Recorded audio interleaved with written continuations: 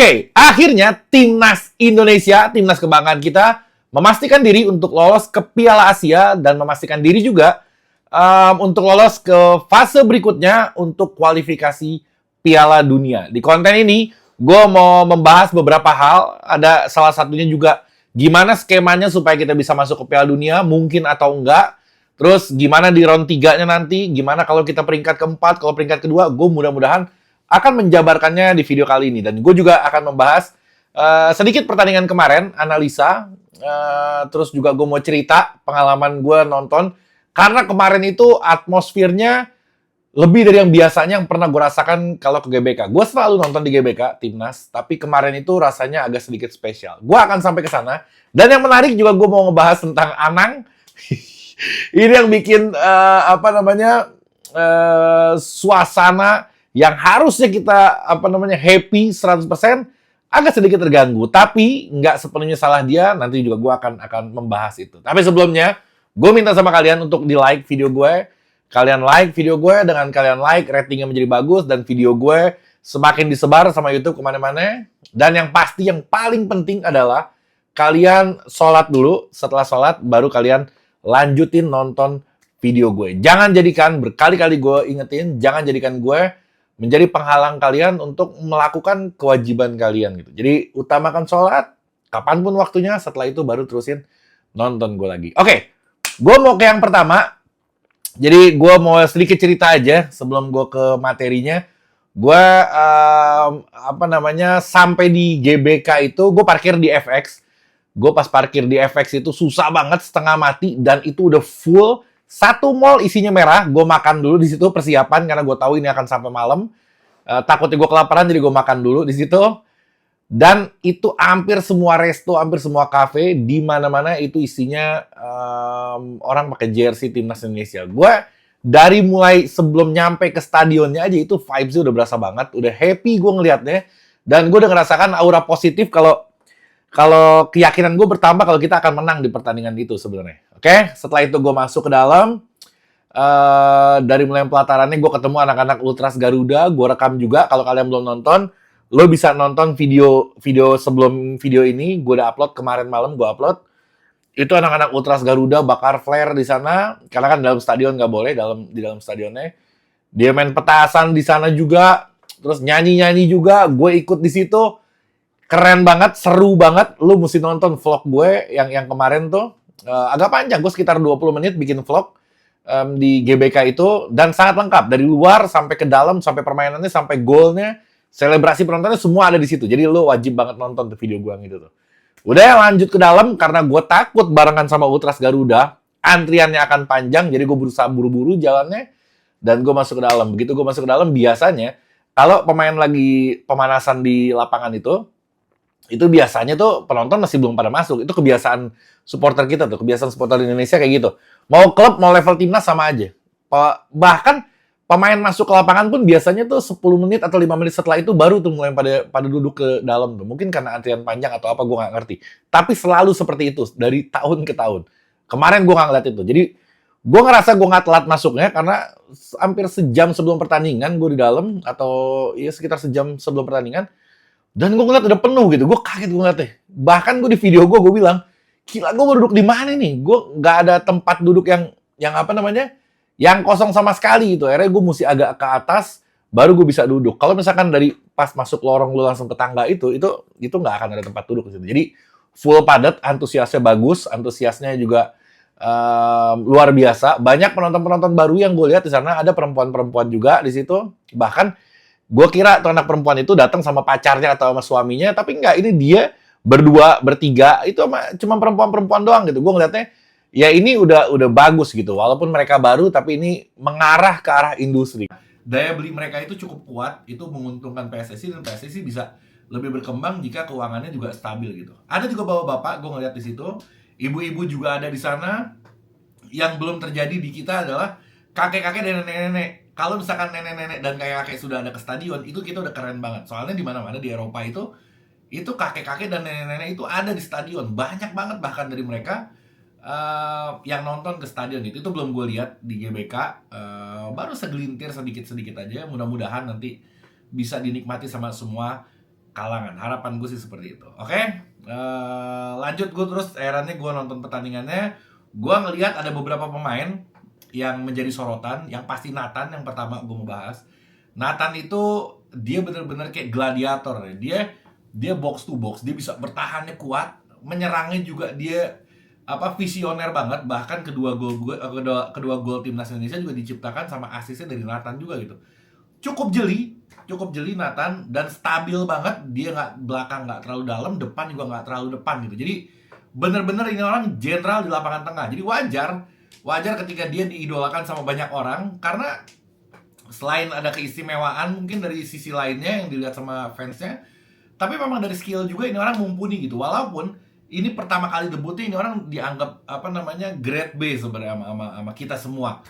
Ini Nathan biasa aja pas lagi debut waktu itu. Ternyata semakin kesini semakin dia menunjukkan skillnya, dan memang dia layak sih untuk berada di posisi starting line up, menggeser posisi yang sebenarnya harusnya ada Ivar Jenner di situ. Jadi ada Ivar Jenner, ada Nathan, ternyata dia bersaing berdua. Ivar Jenner yang tersingkir sementara Nathan yang duduk di situ. Ini akan menjadikan si Ivar Jenner termotivasi untuk bisa mengalahkan si Nathan lagi. Ini adalah persaingan yang positif, dan ini dibutuhkan sama semua lini yang ada di skuad timnas Indonesia. Kalau di lini tengah dia bisa bersaing seperti itu, di striker bisa bersaing, di back bisa bersaing, pasti semua menampilkan yang terbaik di antara teman-temannya gitu, supaya dia kepilih menjadi starting line up. Itu bagus banget buat timnas Indonesia, dan itu harapan dari PSSI, harapan dari Pak Erick Thohir juga selalu ngomong seperti itu. Oke, setelah Nathan, gue mau ngebahas ke Profesor Haye.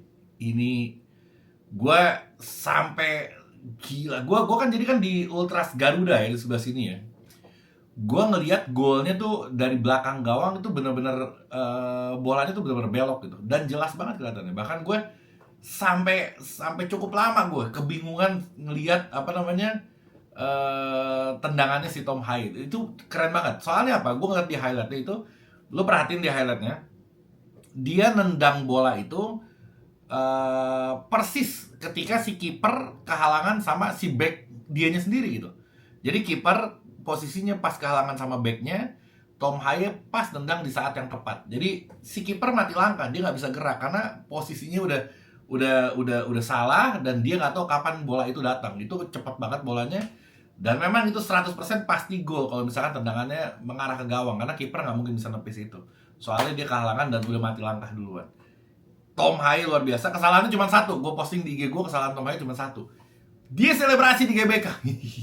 Dia selebrasi di GBK nyerosot. Biasanya di Belanda dia nyerosot. Emang dia selalu begitu seperti selebrasinya. Dia nyerosot biasanya lancar. Di GBK dia nyerosot. Kalau lihat fotonya, itu dengkulnya kanan kiri bonyok semua. Kesalahan dia cuma itu doang. Dia pikir GBK ini kayak di Belanda. Dia nggak tahu di sini stadion bisa dimultifungsi pakai segala macam. Oke, yang berikutnya Marcelino, gue nggak melihat ada keistimewaan di pertandingan kemarin. Biasa aja, bahkan banyak peluang yang terbuang karena dia. Ada peluang juga dari dia yang shoot on target, itu bagus banget memang.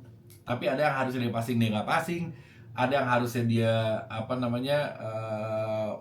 tahan bola, malah dia dribbling gocek-gocek. Bahkan yang free kick yang harusnya Tom Haye ngambil, dia ambil sama dia, tapi tendangannya malah nembak burung gitu. Itu sayang banget, sangat amat menyayangkan gue dengan kondisi itu, karena bagi gue Marcelino ini belum ada pesaing di lini dia gitu, di posisi dia. Jadi kayaknya masih santai-santai aja gitu. Coba kalau misalkan ada persaingan dia di posisi yang sama, ada pemain keturunan, kalau misalkan dia main jelek, lo keganti. Itu membuat dia khawatir, dan dia akan lebih fokus lagi bermainnya. Untuk semua, bukan untuk Marcelino doang. Untuk posisi Asnawi juga seperti itu. Gue ngeliat juga kemarin Asnawi banyak kesalahan juga. Ada yang passing umpan terobosan tiba-tiba gak ada orangnya di situ, karena gue pas banget posisinya. Crossingnya juga ada banyak banget yang bagus ya, tapi ada catatannya juga gitu. Nah, ketika nanti ada Kevin Dix atau siapapun yang masuk, itu bisa menjadikan dia termotivasi dan harusnya bisa bermain lebih baik lagi gitu. Oke? Terus yang berikutnya ada Verdong debut. Nggak yang spesial amat, biasa gitu, tapi banyak peluang tercipta dari dia. Memang kualitasnya kalau mau dibandingin sama Arhan dia jauh banget. Dibandingin sama Shane Patinama, gue rasa Verdong masih lebih bagus sih. Jadi cuma di pertandingan kemarin, ya namanya orang debut, lo nggak akan bisa berharap 100%. Nggak 100%-nya aja bagus. Apalagi kalau misalkan dia udah main 2-3 kali di timnas, gue rasa dia akan lebih oke lagi sih. Terus yang berikutnya, Rizky Ridho seperti biasa selalu menjadi yang terbaik, selalu tenang, selalu bagus mainnya. Bahkan dengan adanya pemain keturunan pun, buktinya pemain keturunan bisa kegeser sama dia. Jadi nggak diragukan lagi kualitas Rizky Ridho, nggak usah dibahas karena dia udah terlalu bagus untuk kita dan untuk pemain seusianya. Top banget Rizky Ridho emang. Rafa Strike, gue ngelihatnya kayak belum saatnya dia bermain di senior, karena ketika dia main di usianya di U23 bagus banget mainnya, tapi ketika dia ditaruh di senior kelihatan dia nggak bisa bersaing. Jadi untuk Rafael Strike gue kurang puas melihat permainannya, karena yang peluang dia itu sebenarnya di pertandingan sebelumnya tuh banyak yang bilang dia rakus. Sebenarnya bukan rakus karena dia nggak ngelihat lagi. Dia memang insting striker ya, harus shoot on target ya, mungkin melawan itu. Cuman di lain itu rasanya ya belum lah untuk bermain di timnas senior menurut pribadi gue. Menurut kalian gimana? Coba kalian komentar di bawah. Kali aja ada yang sependapat sama gue, kali ada yang beda. Ada yang menurut kalian dia bagus untuk cut inside atau dia bagus di winger atau di apa? Gue kurang memperhatikan itu. Tapi kalau untuk ditaruh jadi striker, gue ngelihat kayaknya si Rafael Strike ini masih belum waktunya loh untuk bermain di timnas senior. Orat Mangun juga kemarin mainnya biasa aja, belum banyak peluang yang tercipta dari dia. Jadi gue nggak hanya mengkritik yang lu bilang Asnawi atau si Marcelino, nggak juga.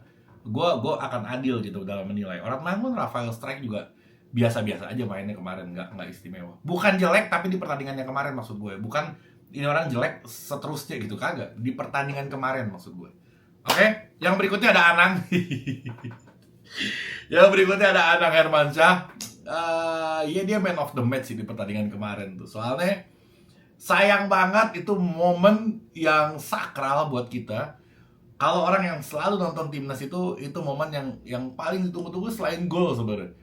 Nyanyi bareng satu stadion itu nggak akan pernah lu dapatkan di mana-mana selain lu nonton sepak bola gitu. Dan pertandingan timnas Indonesia ini menjadi daya tarik itu karena kita nyanyi bareng di akhir pertandingan, biasanya kayak gitu.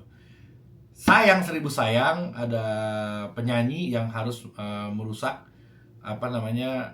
perayaan kita sebenarnya. Gue kebayangnya, wah ini kita lolos, kita akan merayakan bareng pemain, kita akan nyanyi bareng, merayakan kelolosan kita ke Piala Asia, ke fase grup berikutnya kualifikasi Piala Dunia. Tapi sayang aja gitu. Nggak bisa kita salahin 100% juga sebenarnya. Salah, tapi nggak sepenuhnya salah dia. Karena apa? Karena dia klarifikasi di postingannya. Dia bilang, ya itu permintaan dari panitia pelaksananya gitu. Panitia pelaksana meminta itu, bahkan harusnya Indonesia Pusaka dinyanyikan ketika halftime menurut dia. Terus di akhir pertandingan lagu Kebiar-Kebiar. Terus diminta lagi sama si panitianya lagunya Mas Anang katanya. Lah, kata si Anang, lagu gue kan tentang cinta semua, mana pas nih gue nyanyi di stadion nih. Akhirnya dicari-cari, ketemulah satu lagu yang dinyanyi yang terakhir itu, yang akhirnya dia walk out dari pertandingan. Banyak yang dari nyanyinya. Banyak yang bilang katanya lagunya dimatiin sama panitia. Enggak, dia yang dari awal pun sudah meragukan itu. Anang dari awal sudah nggak mau nyanyi di situ untuk yang lagu terakhir itu, karena bagi dia nggak ngepas. Dan pas dia nyanyi ada sorakan dari seluruh penonton, dia memutuskan, bukan panitia, dia memutuskan untuk keluar dari lapangan itu sebagai bentuk penghargaan, menurut dia mungkin seperti itu. Nah, harusnya itu di briefing dulu sama panitianya, dikasih tahu kalau nanti setelah pertandingan itu, ini gue rasa panitianya juga nggak ngerti juga kalau habis pertandingan tuh ada sebenarnya ada seremoni seperti itu, ada nyanyi bareng. Gue rasa panitianya juga nggak ngerti gitu. Tapi harusnya dikasih tahu lah, dan kalaupun nggak dikasih tahu ya, kalau misalkan Anang ini dia sering nonton timnas, harusnya dia tahu memang di akhir pertandingan itu pasti ada lagu yang sakral yang akan dinyanyikan sama seluruh supporter gitu. Harusnya dia tahu. Tapi kita nggak bisa nyalahin penyanyi, namanya dia diundang. Bahkan yang luar biasanya apa? Dia nggak dibayar sepeser pun. Dia nggak dibayar sama panitia. Dia melakukan itu karena kecintaannya terhadap negara Indonesia. Menurut dia kayak gitu. Itu patut diapresiasi. Tujuan dia baik. Cuman karena kesalahan dari prosedur yang menjadikan akhirnya salah waktu aja gitu, salah waktu. Menurut panitia kita akan terhibur dengan kehadiran penyanyi, tapi kalau untuk fans sepak bola itu rasanya susah dihibur dengan hal lain gitu. gampang aja, ada layar gede di situ, tampilin aja muka Tom Haye, beres, girang kita beramai-ramai. Ganti lagi tampilin muka Jay Itzes, kita bakal girang gitu. Jadi nggak perlu ada nyanyi, repot, band segala macam, nggak perlu sebenarnya. Cukup taruh muka Jay Itzes di layar tuh, itu kita udah happy. Jadi gak usah repot-repot. Nah ketika ada penyanyi ya blunder, dihajar abis gitu. Jangan kita salahin dia karena dia sebenarnya nggak salah 100% gitu. Yang salah adalah panitianya. Kenapa gue bilang kayak gitu? Karena gue ngeliat kemarin pas ada yang cedera, pemain dari Filipina cedera itu, gue ngeliat SOP-nya untuk ambulan itu kacau banget. Gue persis di bawah gue itu ambulan. Ketika pemain udah ngegeletak itu, yang harusnya langsung dibawa ke rumah sakit, itu ambulan muter-muter di situ, mundur, ada yang parkirin mundur, ada yang nyuruh maju, ada yang nyuruh ke kiri, ada yang nyuruh ke kanan. Akhirnya sampai mundur, pas mau masuk ke dalam, mundur terlalu jauh, dia muter balik, baru dia masuk ke dalam lapangan. Gue bilang ini kelamaan. Ini berarti nggak siap si panitia dari segi ambulannya itu. Jadi nggak ada aturan yang mungkin. Kalau misalkan pemain cedera dianggap parah, lo ambulan apapun yang terjadi lo harus terobos, harus masuk ke dalam lapangan. Itu nggak ada aturan kayak gitu kayaknya. Karena nggak berjalan lama banget, hampir 10 atau 15 menit si ambulan uplok-uplokan ya di situ. Ada yang naik ke dalam, ada yang turun, ada yang ikut ke dalam, nggak jelas. Siapa petugasnya nggak jelas, siapa yang ngebantuin nggak jelas, siapa yang ngangkat nggak jelas. Jadi SOP-nya berantakan banget. Ini kritikan untuk panitia supaya ntar yang berikutnya harus lebih waspada lagi karena bahaya, hitungan menit ini bisa membahayakan si pemain. Jadi harusnya lebih prioritaskan kesehatannya gitu. Karena penting banget, ini menyangkut nyawa. Bahaya itu kemarin cedera cukup keras, ambulannya malah muter-muter yang nggak karuan gitu. Gue agak kesel ngeliat itu. Tapi nggak apa-apa, ini untuk pelajaran untuk panitia yang menyelenggarakan kemarin. Oke?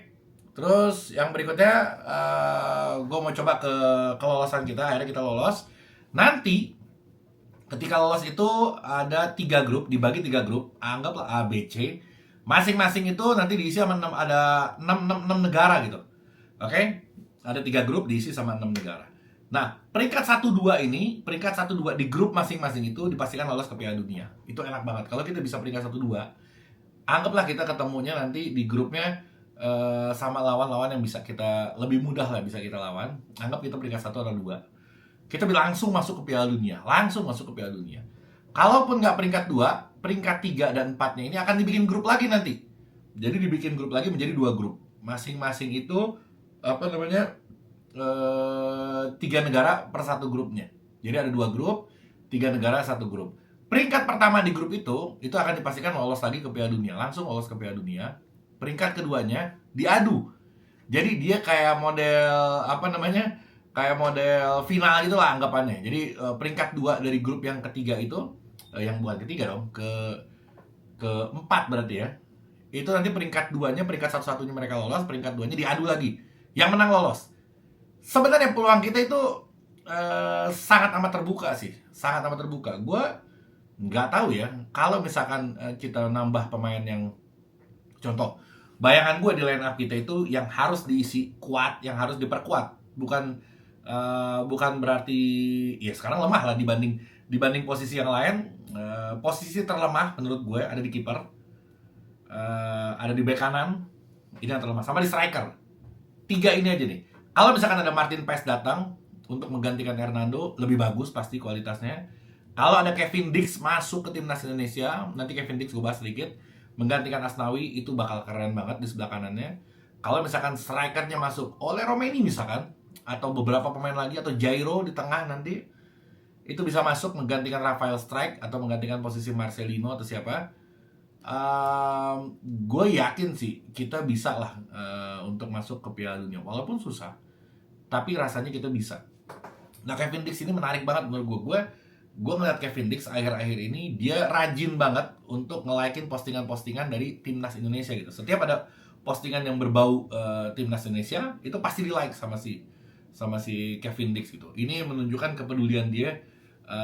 Mungkin caper-caper dikit kali. Jadi pemain-pemain di Belanda sekarang yang tadinya belagu-belagu nggak mau ke Indonesia, mungkin sekarang lagi mohon-mohon ke Indonesia kali, karena ngeliat antusiasnya, ngeliat jumlah fans, yang ngeliat animonya gila-gilaan. Mungkin itu daya tarik tersendiri. Jadi sebenarnya daya tarik mempermudah PSSI untuk menggait pemain baru adalah kita sebenarnya, fansnya. Mudah-mudahan dengan antusiasnya kita seperti ini menjadikan para pemain yang ada di Eropa sana yang tadinya nggak mau gabung, yang bagus-bagus, mereka jadi ingin gabung. Kayak Kevin Dix contohnya, pemain Copenhagen, main di Champions League, menang lawan Manchester United, kurang apa ini pemain. Kalau misalkan dia masuk ke timnas Indonesia, gue pastikan dia bisa mengalahkan posisi Asnawi. Ya nggak juga dong, Asnawi lebih bagus dari Kevin Dix, kan nggak kayak gitu. Nah itu posisi yang harus diperbaiki. Bukan Asnawi nggak bagus, tapi kalau dibanding sama yang lain, ya memang nggak bagus. Mau jujur-jujuran aja, kemarin kita ngeliat semua stabil. Asnawi bagus, cuman kalau misalkan levelnya Piala Dunia mungkin, ya lu coba nilai deh, coba lu komen. Gue bukan mau mengecilkan pemain kita, tapi menurut kalian pantas apa enggak gitu ketika ada Kevin Dix terus misalkan, atau Arhan di kiri, ada Calvin Verdong, ada Shane Patinama. Nah kira-kira menurut lo Arhan ini udah pantas belum membawa kita untuk ke Piala Dunia tanpa mengecilkan dia? Apa sih Calvin Verdong lebih pantas gitu? Nah maksud gue poinnya tuh itu yang gue mau bahas. Jadi kiper Martin Paes, Kevin Dix, sama satu lagi striker entah siapa. Kalau itu bisa terrealisasi, bahkan PSSI udah ngomong akan ada 3 pemain lagi kalau nggak salah. Kalau itu bisa terrealisasi, ya gue sangat amat yakin sih kita bisa masuk ke Piala Dunia. Paling nggak Piala Asia kita nari-nari lah di sana insya Allah. Oke, beres sudah. Sekian dari gue. Assalamualaikum warahmatullahi wabarakatuh.